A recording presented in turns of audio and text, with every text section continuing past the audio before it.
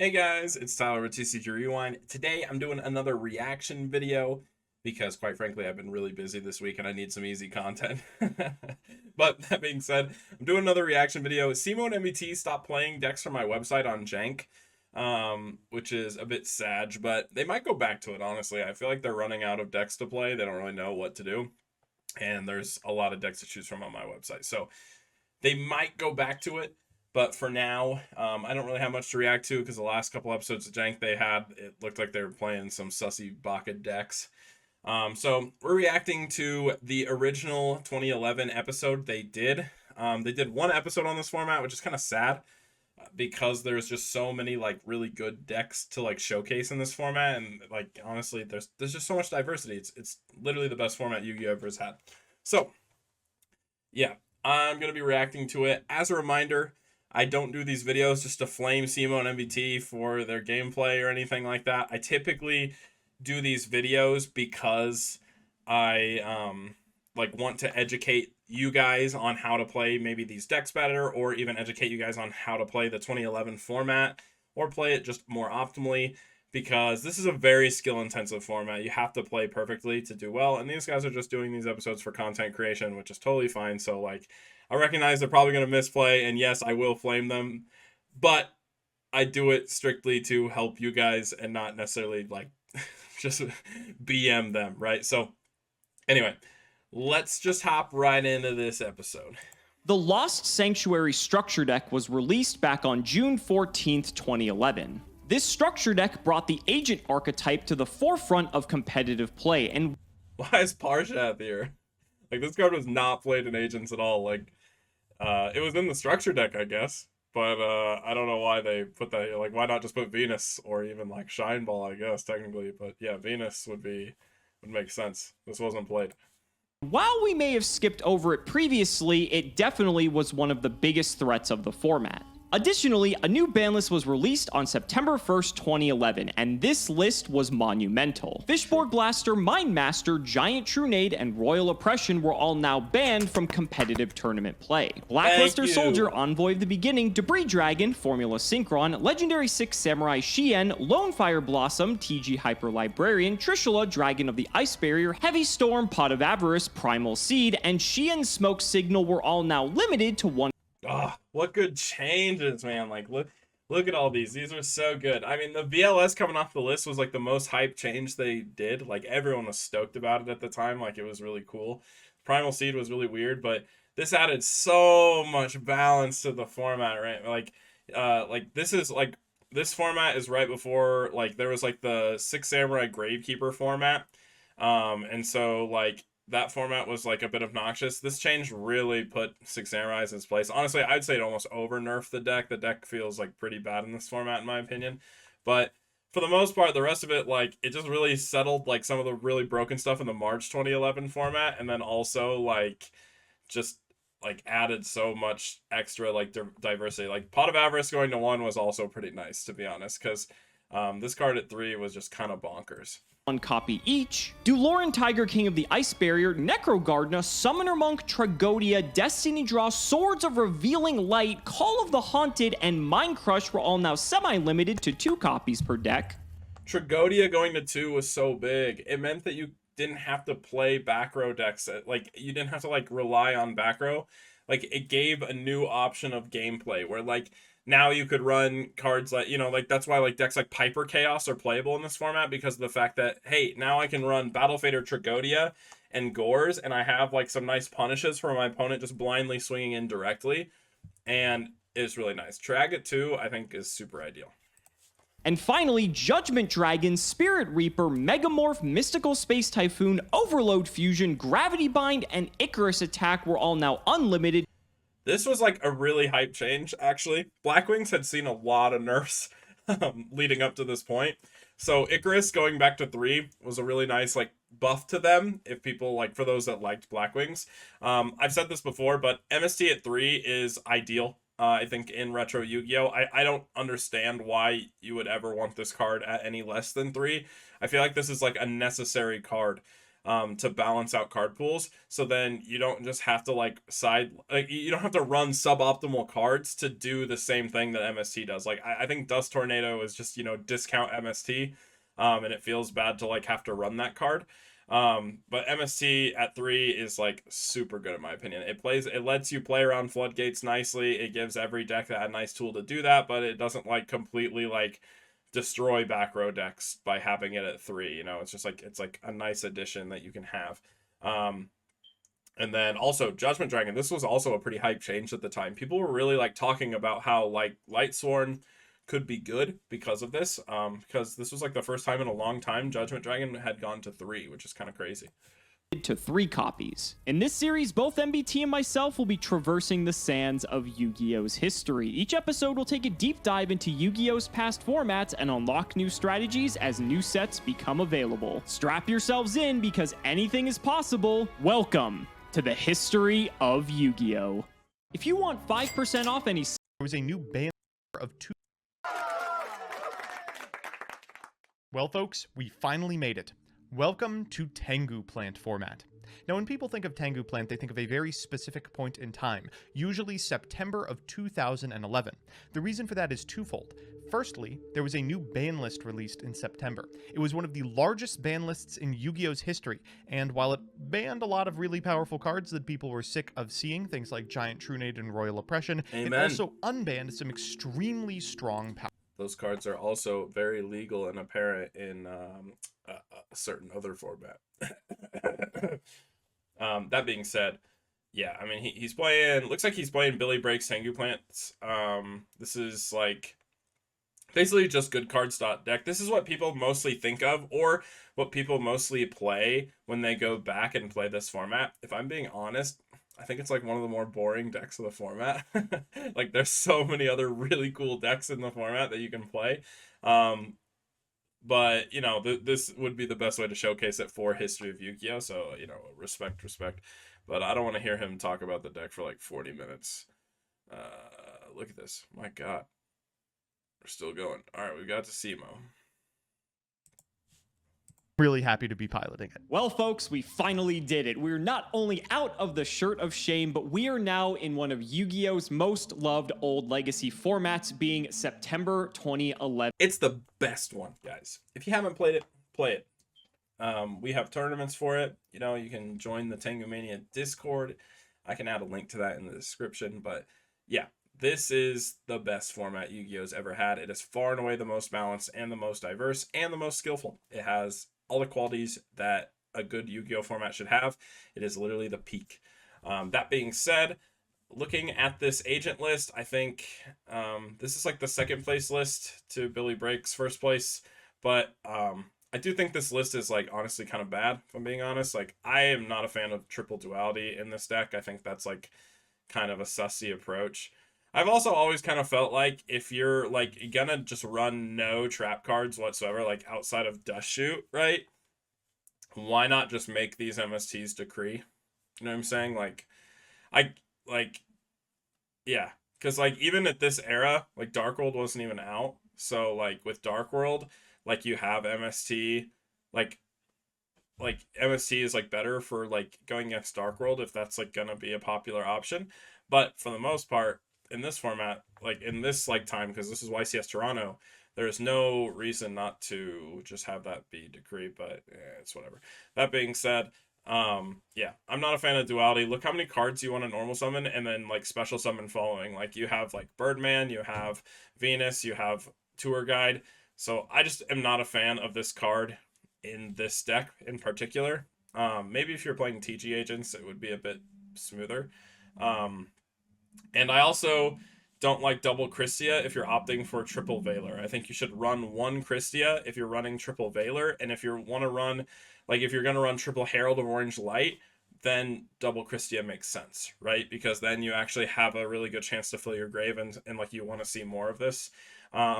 This card is like semi-limited at the time, but yeah, I just don't think it, like, I feel like this build is kind of cluttered. Also, I think even like Joe talks about in his like video on agents that Jupiter kind of gets phased out, especially in more modern takes. Like Jupiter is just not really necessary. You just want to run Earth and Venus in all reality. So yeah. But anyway, I don't want to hear Cimo talk about this deck for 20 minutes either. Look at this. There we go. Just got the gameplay 14 minutes in. My God. So let's try to take the W. Ladies and gentlemen, it's time to duel.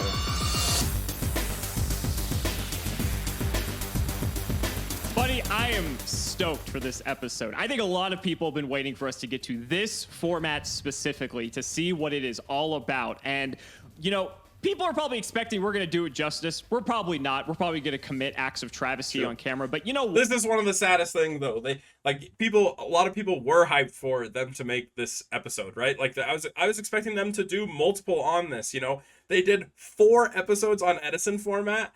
And then they did this single episode on the 2011 format. And this format is like so absurdly diverse. Like people wonder how like Edison got as popular as it did.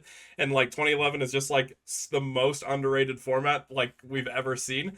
It's because of like this series is like a huge contributor to that, right? Because of the fact that like literally they did one video covering this when there's like, I have 30 decks in my tier 1, like on my tier 1 tier list. And like, there's a ton of decks you can play in this format. And so it's really, really sad that they only did a single episode on this when it is literally just so diverse and just it's the best format. So it's actually really, really sad. What? It's fine because we're going to have fun while we're doing it. Well, I hope that we have fun. We are at the very least not playing some of the exceptionally boring stun decks that we have been exploring in the last couple of episodes.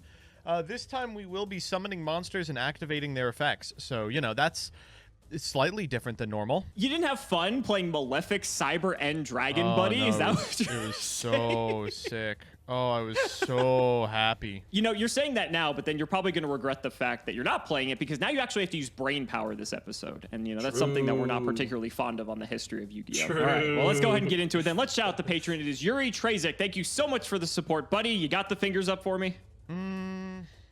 Yes. I'm going to go with odd. That is a very absolute truth of this format is it does require actually a lot of brain power. You really have to think about each of your plays very carefully because it sets you up for the next turn and it kind of like, I don't know, basically you really feel the impact of misplays in this format, like probably more so than any other format. If you misplay, like, you know, and that's why a lot of people when they're losing games in this format, like a lot of times they're not like sitting there thinking like, oh, I lost because the deck I played against is OP. 9 times out of 10 they feel like, oh, I lost because I played bad. And that's one of my favorite attributes of this format is like if you lose, there's usually a reason for yourself to lose, unless like both players are playing absolutely perfectly, in which case like in any format, if both players, or like any card game, if both players are playing absolutely perfectly, it's like a 50-50 chance, right? Even. I had 2 fingers up for the stars on Mystic Shine Ball. Oh, okay. Interesting. I was going for 1 for the place that your deck your finished. nose on stream. That is true. Thanks, Billy. I'm going to do my best here. All right. Good luck, buddy. Can't wait to see how this one's going to play out. This is going to be, I really hope this is a good one. This seems like it should be a lot of fun. Well, this is a decent start. I'm going to normal summon Reborn Tengu. Ugh, this is like the last hand you want to see going second. Because like now, look, he's got the Tengu.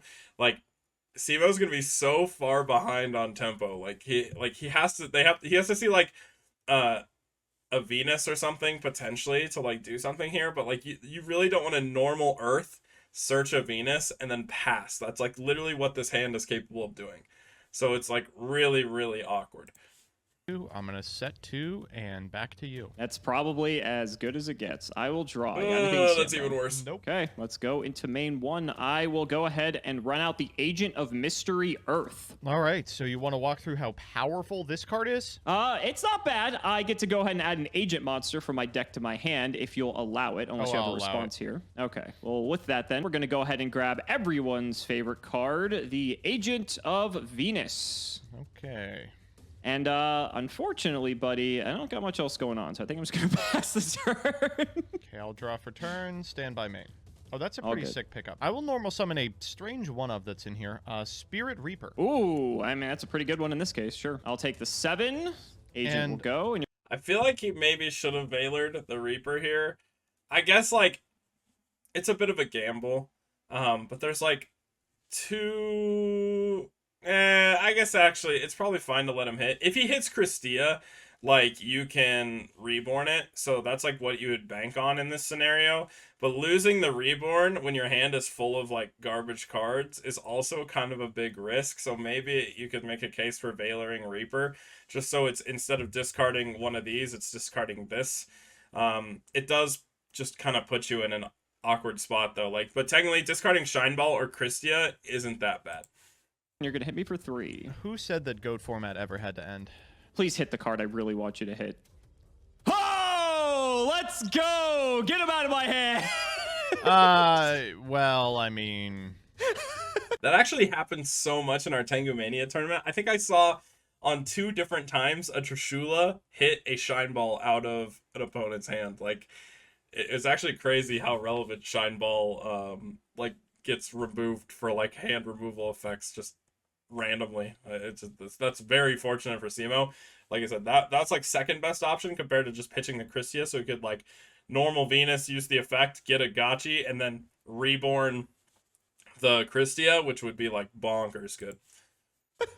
That could be in the graveyard, in your hand. It would functionally make no difference.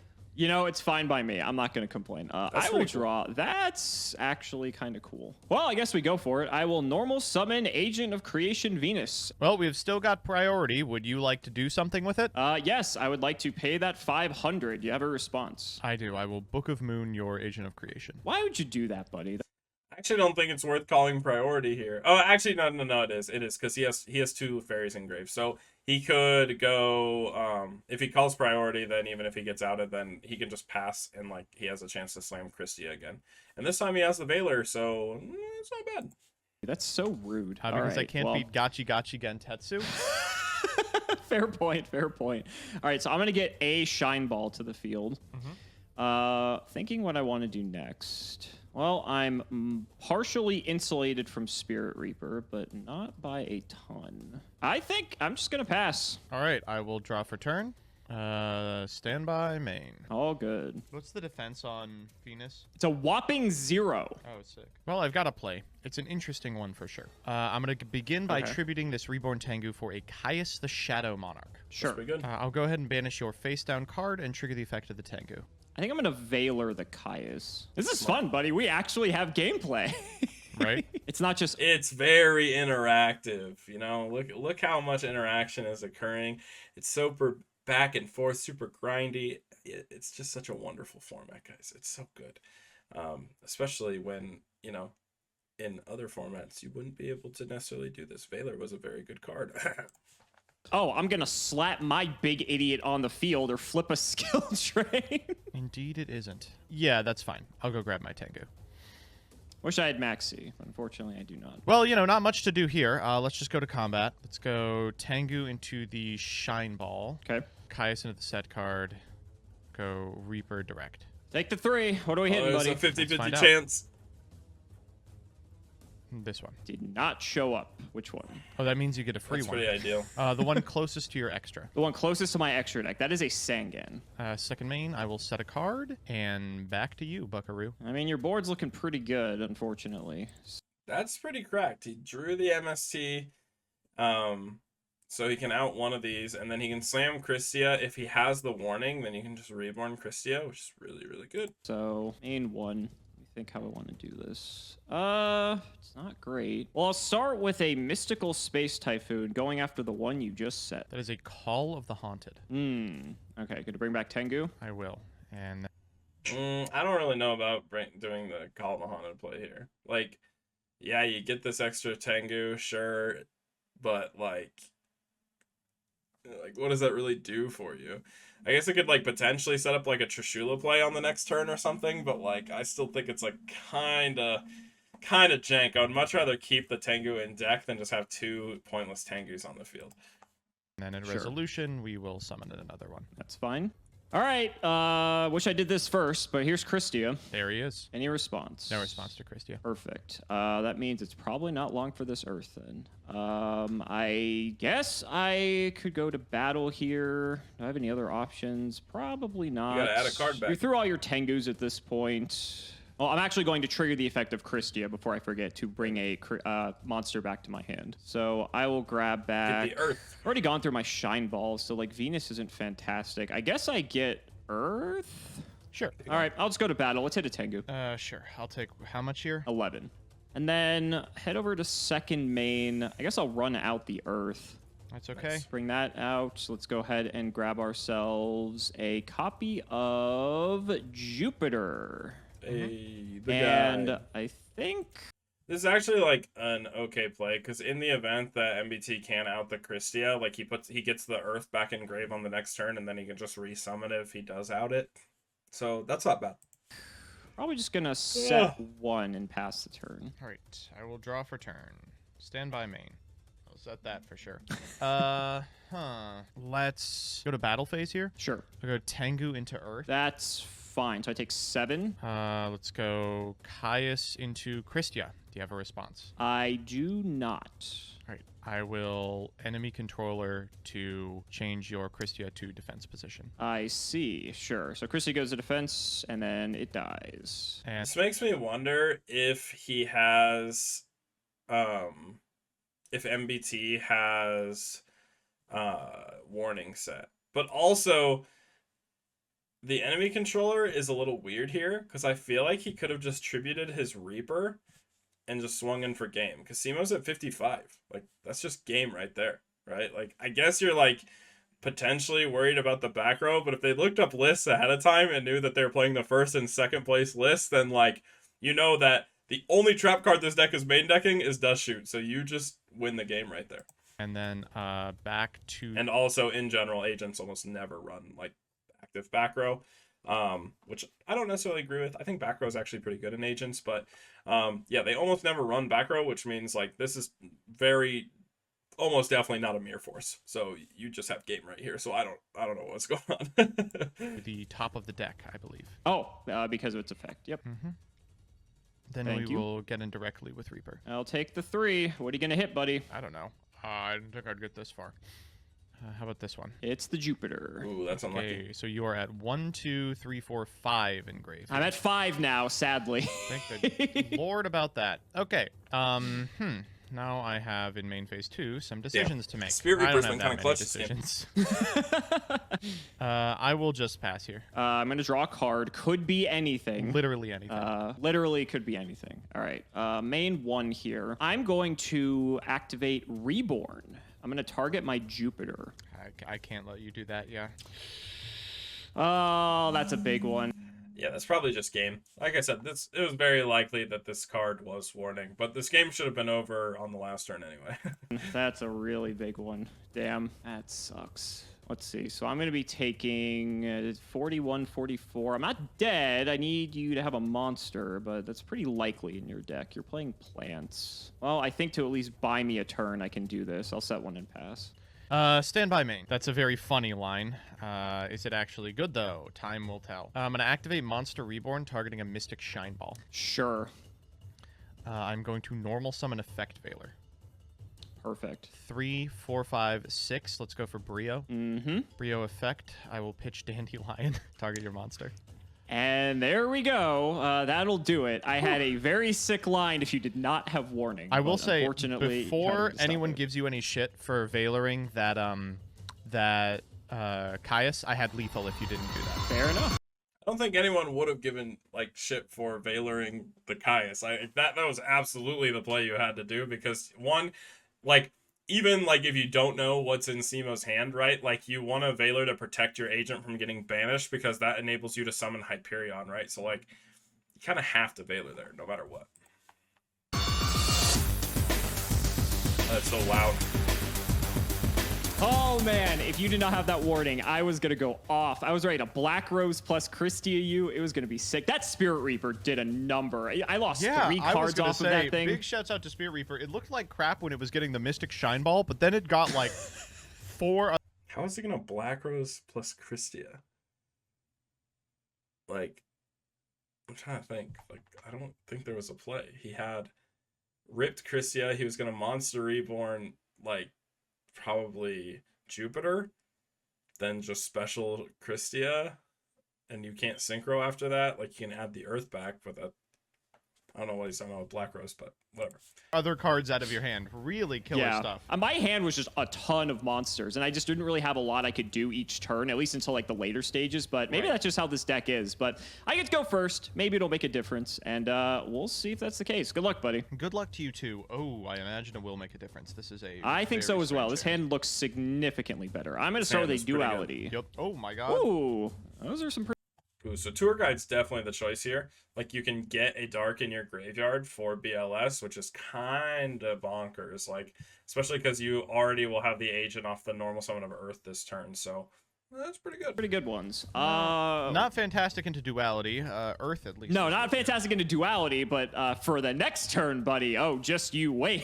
For real. I think the play here is probably the Tour Guide.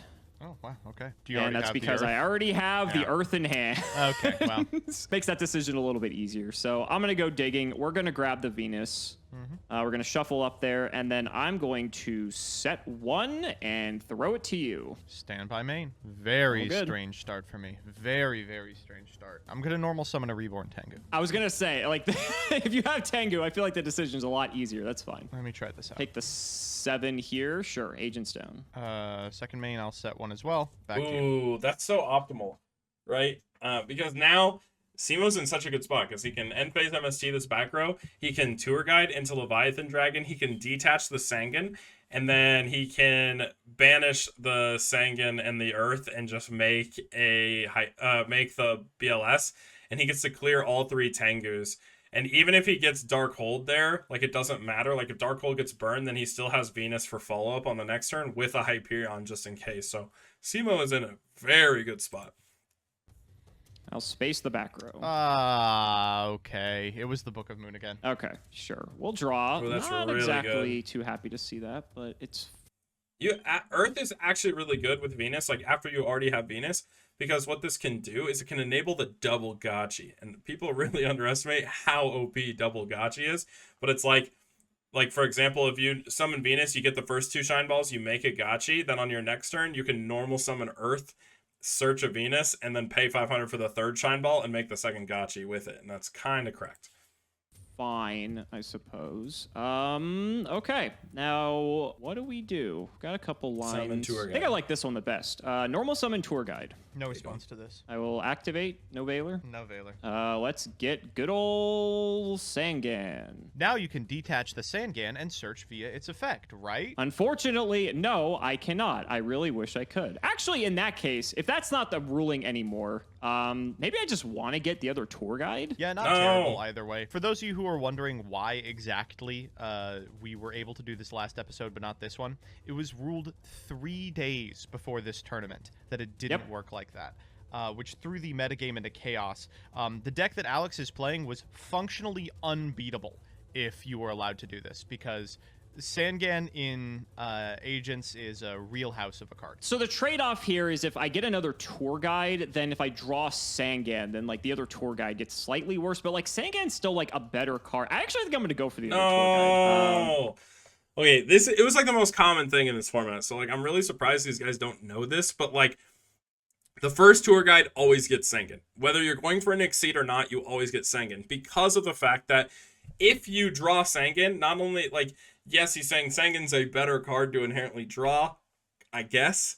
But if you draw that Sangan, then if you see the second Tour Guide, like you now have a dead Tour Guide in hand, right? Or in deck, right? First Tour Guide always gets Sangan because then your second Tour Guide you see will always be able to get Tour Guide. So you'll be able to resolve Tour Guide's effect twice in the entire like game, right? Yeah, this like I don't know what he's thinking. That's really bad. I forgot that we were actually in the new rule now. So, okay, let's go for it. I'm going to overlay. I'm going to go straight for... Actually, this opens up some more plays now. Back in the day, of course, you could only go Granosaurus. But now we've got Leviathan Dragon, we've got Leviair, and we may also have Granosaurus, depending on your extra. It's crazy how many, like, just fantastic Xyz cards we had after the starter. Just look at this extra deck in general. This, like, I mean... there's so many cards available in like the pool for the extra deck, and it just looks so clean, right? You got everything you could ever need for any situation. I imagine you experienced this on progression. I certainly have in playoff, but wow, the first wave of Xyz, like the first 4 weeks, is like the craziest series of monsters ever printed. Like Leviathan sees play today in the best deck. It's crazy. I have an interesting play. I'm a bit iffy on it though. I kind of like it, so I'm gonna give it a shot. So we're gonna go for Leviathan. This shouldn't be a surprise. We're gonna go ahead and detach for its effect. This will give it a 500 attack point boost here, and then I'm actually going to banish a light and a dark. Ooh, okay. And run out BLS. Wow, that's wow, that's strong. My thinking. Yeah, this is really good. Even like I said, even if he gets Dark Hold here, it doesn't really matter because he has such strong follow-up on the next turn anyway. Like, and if you get Dark Hold, then that means this Hyperion is definitely probably, like, I mean, it's probably sticking, right? Outside of cards like making a Catastor, but it's really hard to make Catastor with all 3 of your Tengus gone. So put Cimo in a really, really good spot. But yeah, I'm still tilted about that Sanguine play. If he wouldn't have done it, he actually was playing this game perfectly. Here is that I can run you out of Tengus. I'll take 1300 here. Yes. All right, let's go grab one. Now, unfortunately, you can just put them in defense and not take any damage. However, I can at least run you out of them, so that's pretty good. So BLS will get another attack in here because I have to attack again in a row. And then Leviathan Dragon can clean up the 3rd one. Yep. So we'll go ahead and do that. And that's all from me, buddy. Go ahead. Oh, boy. Not ideal. Okay, I'm going to go TGU. We are going to grab another TGU. Gonna overlay here. We'll go for our own Leviathan. So you just trigger the crash? effect, and I guess we'll crash. Okay, Ooh. sure. So they're both gone. Second main, let's... Avarice? Avarice. Yeah, okay.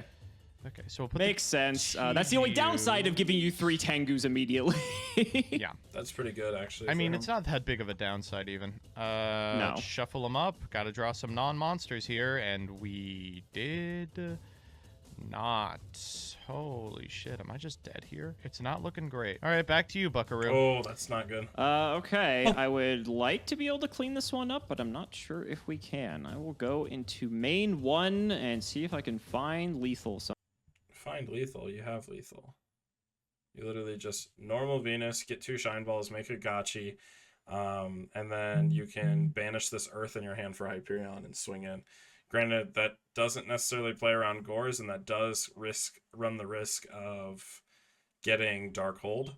But if he had Dark Hold, he probably would have slammed it in his main phase 2 of the last turn, because I don't think you're going to chance getting just blown out here. Somehow. Mm-hmm. It may not be lethal, but it may be... Oh, actually, it might be lethal. I'm going to normal summon Venus. Sure. I will activate the effect to summon a Shine Ball. Okay. So we'll get that. Am I Damn, okay no to do Baylor, that 2 no more Maxi, that's times? Yeah, crazy. just keep going, buddy. Okay, so we're going to go through all of them. Ah, Then I'm I going to see. overlay 2 of them for a... this one's going to be an attack, excuse me. Gachi Gentetsu. Okay. So this will buff everything by 400 per its effect. So that means that I think I have lethal, but I guess we will find out. I will go to battle. All right. Hit for 9. Sure.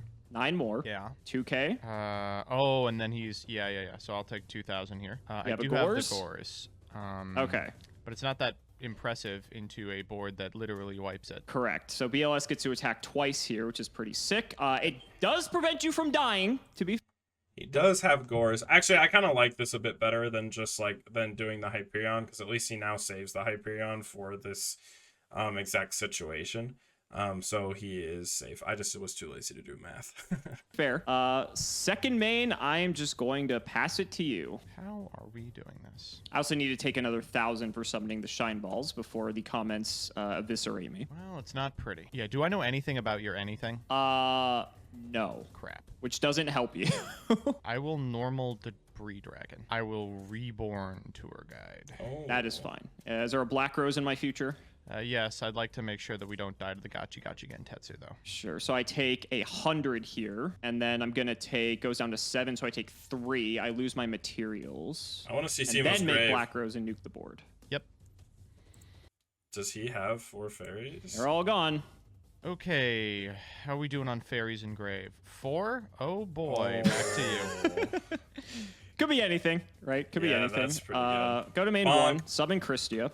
Ooh, yep, Well, normal Earth. and that'll do it. That will. Game 3. All right, this has been good. I'm actually impressed. Like, Cimo played that game pretty well. Like, honestly, I'd say, like, outside of doing the Sangan, but like compared to what I've seen from him in Jank, where like in Jank, like with like all the decks from like the in the 2011 format on my website, like I've seen him blatantly misplay like horribly. He's been playing this pretty well. That being said, Agents is pretty straightforward, but still. Why did they ban BLS? I don't understand. I was asking the same question.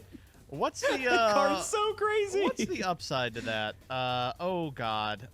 This is an interesting. So one of the things, like, and I know a lot of people, like, it's probably like a 50-50 split on whether you hate BLS or love BLS. One of my favorite parts about BLS in this format is, like, if you're playing something a bit jankier, if you're playing something that isn't necessarily, like, meta or, like, off-meta, you can run Veilers and Tour Guides in your deck, no matter what archetype you're playing, and then that enables you to splash a single copy of BLS in your deck, and it can help a jankier deck win, which I think is really cool.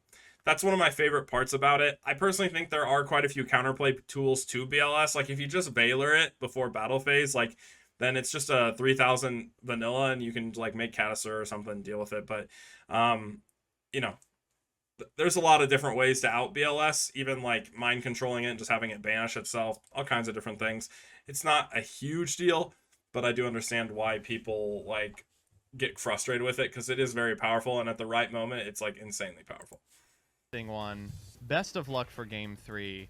I will normal summon Tengu for the 3rd game in a row, and you are good to go. You know, it did well one game, but unless I have the exact hand to beat it, I don't think it's going to be as good the second game. All right. Anything standby. Yeah. Let's get the dust shoot going.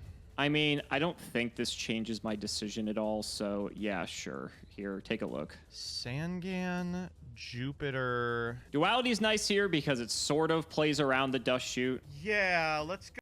So, I mean, you kind of actually want to put Jupiter back here, because in reality, like, Cimo just wants the duality to add something back, but he's already going to be, like, kind of off-tempo or, like, slowed down. So, like, but if you duality, search something, and then just summon Jupiter and swing over Tengu, like, you can MST the back row, summon Jupiter, swing over Tengu, set bottomless. Then if MBT wants to go for a synchro, he has bottomless. So, like, Cimo's kind of hard chilling. As long, if MBT doesn't put back Jupiter. I don't know what he puts back, but I think Jupiter is actually, weirdly enough, the best choice.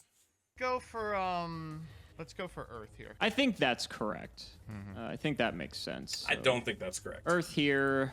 Again, we got to think about tempo, guys. Like, the swing. Like, how long is it going to take for Cimo to get his engine online? And I really feel like it's going to take a while. Unless MBT is holding, like, MST in hand or something, right? And, like, maybe he can just deal bottomless and blow Cimo out. Like, maybe this is the correct choice. But, like, it takes so long for that Earth to actually see value, where Jupiter is going to see immediate value on the Tengu. Put it on top, and it is gone. All right, good to proceed to main 1? Yep. Cool. Let's fire the duality. Sure. Bonk, bonk, bonk. I really would have liked to see Earth again. Well, you know my whole hand, so this isn't like anything.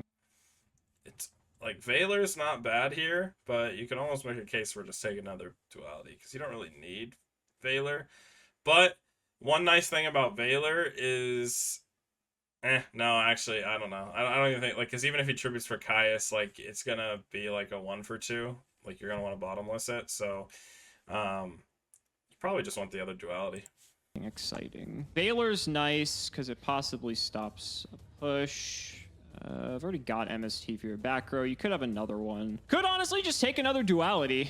It's not, like, terrible. I have nothing in my hand that's, like, really special summoning this turn. You know what? Yeah, I guess I'll just take another duality. Sounds good. It's not ideal. Let's go ahead and... Are you going to put these back on top? Oh, yeah, that's true. Sorry. These don't get banished permanently. Also, please don't summon Jupiter before MSTing. Like, you definitely want to slam this MST to swing over. What happens if this is a warning? Like, it's actually worth for MBT to warning that potentially. just because, or it could be even like econ, switch it to defense, but you really want to be poking out these Tengus as quickly as possible with this Jupiter. As much as I'd probably like them to be at this point. Yeah, so they're gone. And then at resolution, let's go ahead and Mind Crush. Had the Mind Crush too. What are you going to call? Man, that duality's really fun. Wait. That's like super troll. I mean, again, this is, I guess, assuming your opponent is going to play optimally, but like MST should absolutely be the play here. Like you should, like, Cimo should just slam MST and then he could chain Mind Crush, call Jupiter, and that would be nuts. Like, that'd be so good. Fucking me up. I'm gonna go for Sangan here. Okay. I think that's... Why are you getting rid of Sangan? Sangan gone. You know the rest of my hand. It's MST, Duality, Jupiter, and Bottomless. Yep. So I guess I'll run you out of one Tengu since I can. Let's just go for it. I'll take the 100 here and grab myself a Tengu. Sounds good to me, buddy. Second main, I'm going to set 2 cards that you know what they are and pass the turn. Okay, draw for turn. Stand by me. Yep. Let us activate Foolish Burial. I'm going to send a glow-up bulb to the graveyard. That's scary. Yep. I'm going to normal summon Dandelion. That's even more scary. Yeah. I'm going to activate glow-up bulb. Mm-hmm. Oh, okay. Well, there goes that. With my hand, that card's not doing anything. and Bro, if you were gonna go for all this, why didn't you Mind Crush the Bottomless? Like, why?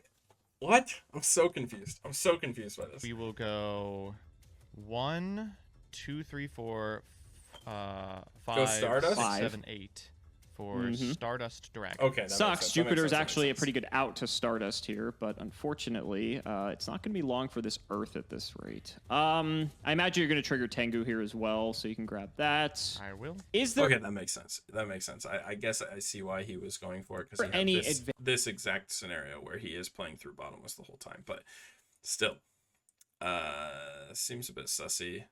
I guess. Yeah, knowing his hand now, it makes sense, because if you kill the Sangan here and then you make Stardust, these 2 cards are dead. All Cimo has is a single duality, but Sangan would like allow him to kind of search his engine and maybe start playing the game. But in this scenario, it's like he has to top Hyperion or bust.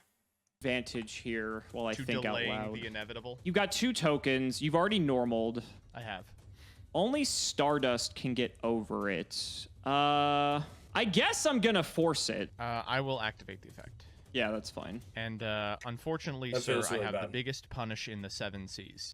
Oh, God, yeah. That's fine. Had to hit the monster off of the glow-up bulb to not have to shuffle the Stardust back in, but Damn. did get it. Oh. All right. Yeah, this game just looks kind of over. Back to you. Okay, Wait, so end phase your MST. Stardust comes back. I'm gonna, before that happens, I'm gonna MST your Yeah, I wouldn't have set that back row. We can trade here. set. No big deal. Yep. All right, go ahead. Okay, come on. Let's see it. Damn it, that's not what we wanted to see. Okay, main one. I do have duality. Yep, go for Bonk, bonk, bonk. Oh. it. Ooh, okay. Fuck. Not great. I just needed. Oh, I needed a lot. Yeah, I was. This is why I think duality is kind of bad in this deck, right? Like, you're adding consistency to seeing your engine, right? But seeing your engine is already not that difficult to accomplish in this deck.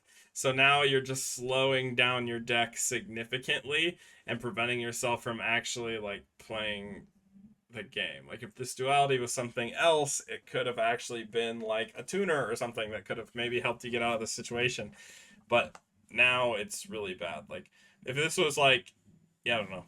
It just I feel like this game is just over. Being Gonna say. honest. That tour guide is looking pretty tasty, but not the same turn you duality. No, it is not. Heavy's not doing anything. Reborn's cool, but, you know, Kind of same problem here. not the same turn I duality, it's not. And even so, like, what am I going to bring back? Like, the Jupiter? Like, I guess. This is tough. You got 2 tokens. Probably got something else to follow up next turn. We're not taking heavy. I mean, I know that for sure.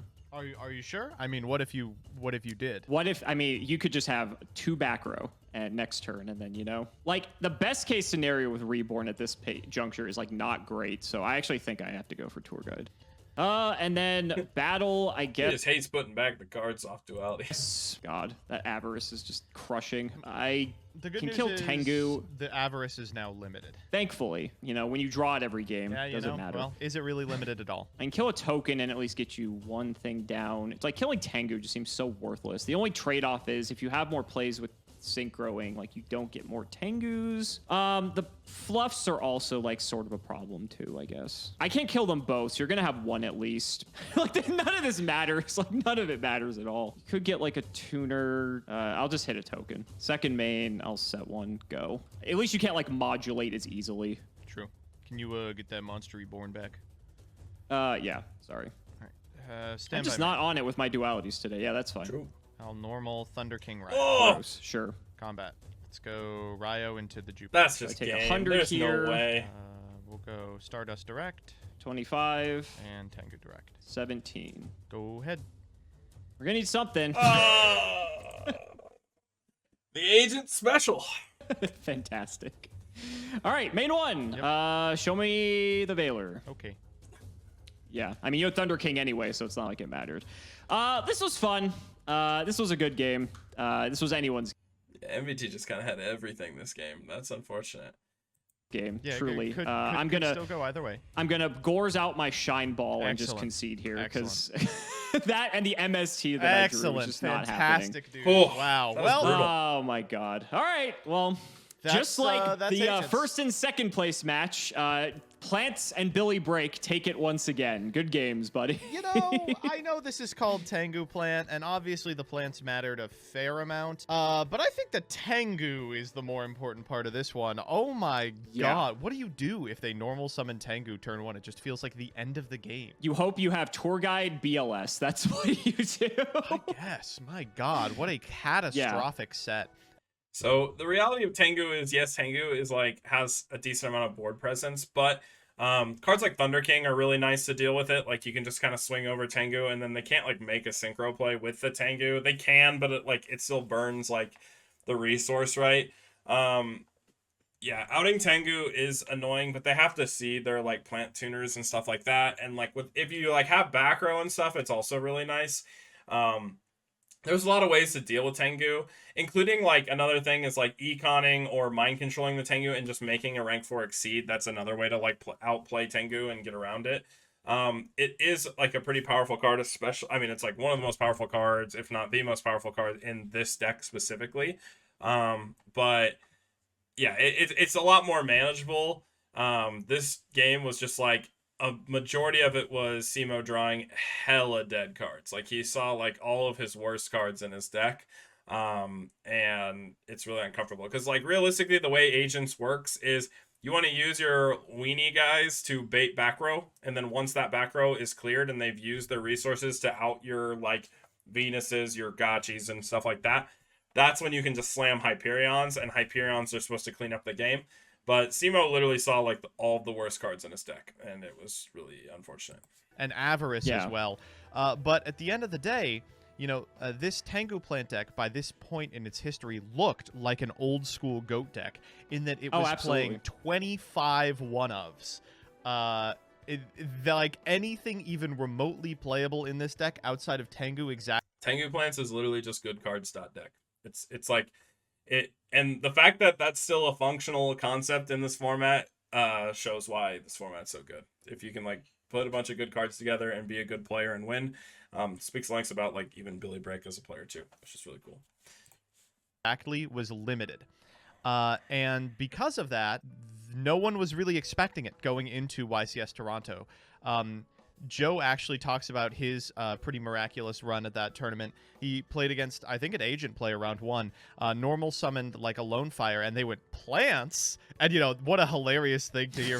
Well, you're still playing plants? By the end of 16 rounds, it was clear that, in fact, many people were still playing plants. Yeah, I believe, wasn't the top cut like 20 of the 32 was plants or something like that? I don't recall for sure. It was quite ridiculous. But these yeah, it was decks, over half. Yeah, these two decks were far and away the best thing you could be doing this format. Absolutely. And you didn't even see in my hand in game.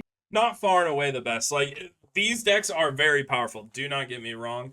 But this format is very unsolved, very unsolved. Like I said, I have like 30 decks on my tier list, like for like close to 30 for like tier 1. There's a lot of really powerful contenders in this format, like things like X Sabers, Car Curry was really big. Dark World was like pretty good. I personally think Dark World's like not that insane, but you know, some people really like it.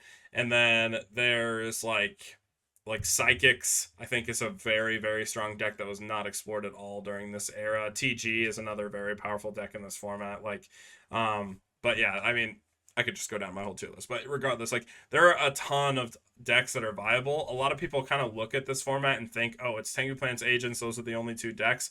That is so far from the truth. Like, there are so many absurdly good decks. If you look at our Tengu Mania tournament we had a deck titled Falcon Punch, which was like a Mist Valley-esque variant, win the entire thing. I had never even seen that deck before, and it won, which is kind of crazy, right? Like, there's still new things to be discovered in this format, and honestly, the player really dictates what wins, not so much the, like, deck choice. But deck choice, like, you know, it always plays a role to a degree, but I think any player on a good build of any tech can win in this format, and that's one of the cool things about it. Too. I even had Hyperion as well. So I had Hyperion as a follow-up as well with the Christia. So even if like I couldn't summon Christia, like Hyperion would have done the job there as well.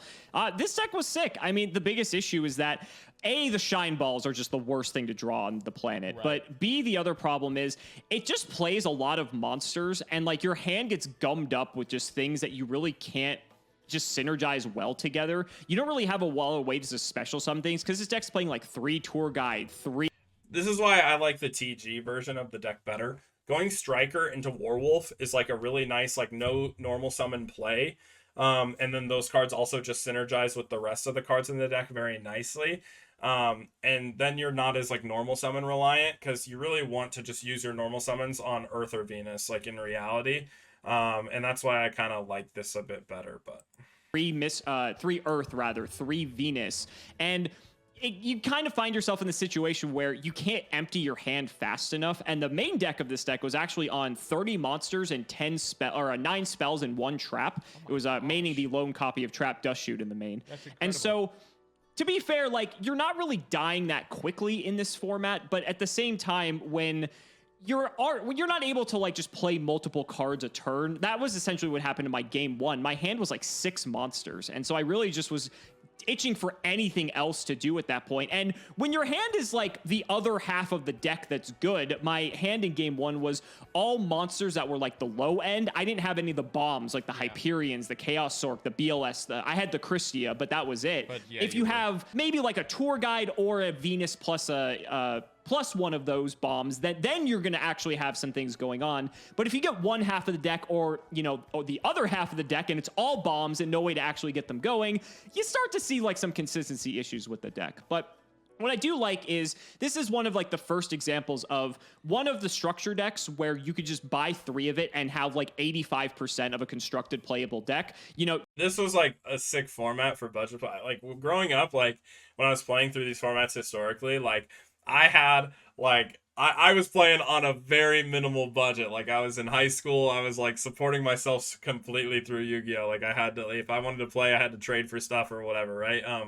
So having the agent structure deck plus like and that's why I opted to play TG agents. I had tour guides, I ended up selling them at YCS Kansas City because they were just too much money for me to like risk holding on to at the time.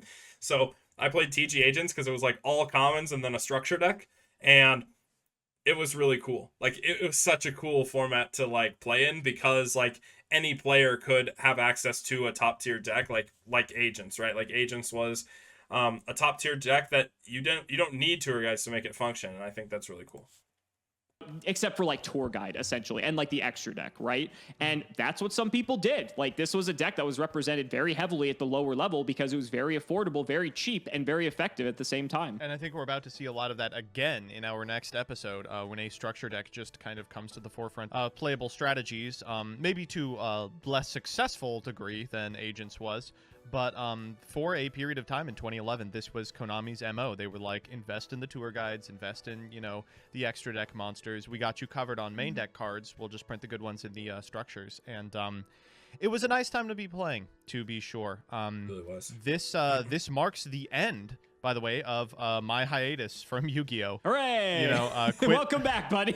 quit for Dark Arm Dragon, and then returned in 2011 for the Dark World Structure deck. Out for about 2 years while I tried to convince high schoolers to kiss me or something.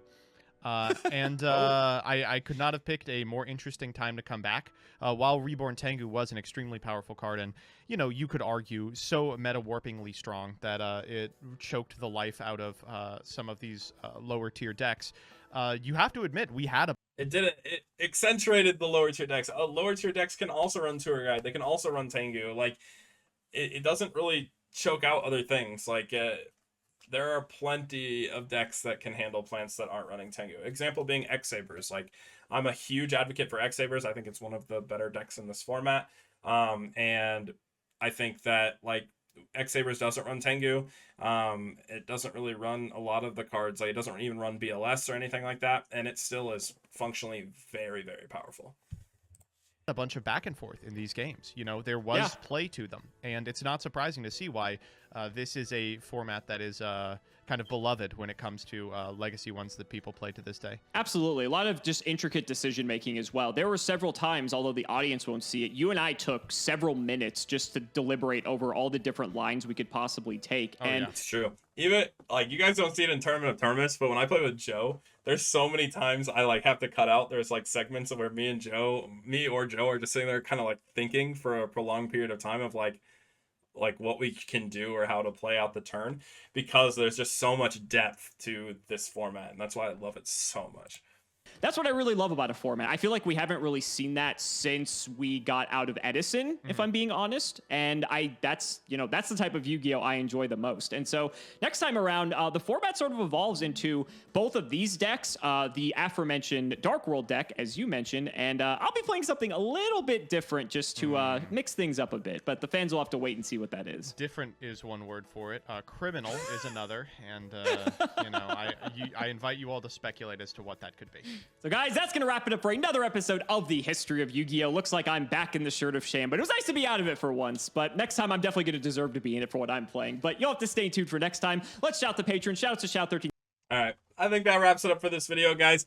Honestly, color me impressed. Like I said, normally I have quite a bit to flame in their episodes, especially if we've, like, going off the recent episodes of Jank. It makes me wonder, like, 'cause I feel like these guys have proven that they're a bit more capable, at least in this episode, of, like, playing, like, pretty well. But, like, when I've seen them play a lot of the decks in Jank, they've, like, played pretty jank. Like, they've played the games relatively poorly. But these, I mean, granted, these are commonly known meta decks of the format, so maybe more people know how to pilot these more so than some of the, like, other stuff in the format. That being said, like, Cimo played this game pretty well. Like, he played this series pretty well, which is, like, honestly pretty impressive. Like, I really didn't feel like there was a whole lot to flame them for, which, like I said, it's just very different from, like, seeing them play in Jank. I really don't know what happened, but yeah, I think that wraps it up for this video for me. Thank you guys so much for watching, and make sure you have a great time dueling today.